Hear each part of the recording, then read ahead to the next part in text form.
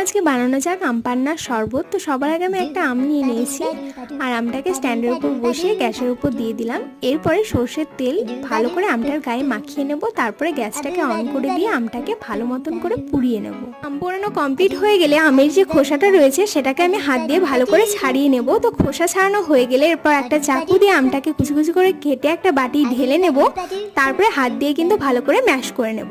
তো এটা ম্যাশ করা হয়ে গেলে এর মধ্যে এবার দিয়ে দেবো আমি গুড়, তোমরা চাইলে চিনিও দিতে পারো। আর দেবো গোলমরিচ গুঁড়ো, বিট লবণ, একটু জলজিরা আর দেবো অল্প একটুখানি চাট মশলা। তারপরে এগুলোকে ভালোভাবে মাখিয়ে নিতে হবে। তারপরে একটা সাইডে আমি এটাকে রেখে কেটে নেবো একটা লেবু, কারণ যে কোনো শরবতের লেবুটা হচ্ছে মেন, লেবু না দিলে শরবতটা ঠিক মানায়। এবার শরবতটাকে রেডি করা যাক। তো সবার আগে আমি আমের পাল্পটাকে দিয়ে দেবো পরিমাণ মতন জল আর দেবো লেবুর রস। তারপরে 2 টুকরো বরফের কিউব দিলে রেডি হয়ে যাবে আমাদের আম পান্নার শরবত। তোমাদের এই ভিডিওটা কেমন লাগলো অবশ্যই কমেন্ট করে জানিও। তো চলো আজকের মতন টাটা, দেখা হচ্ছে নেক্সট ভিডিওয়।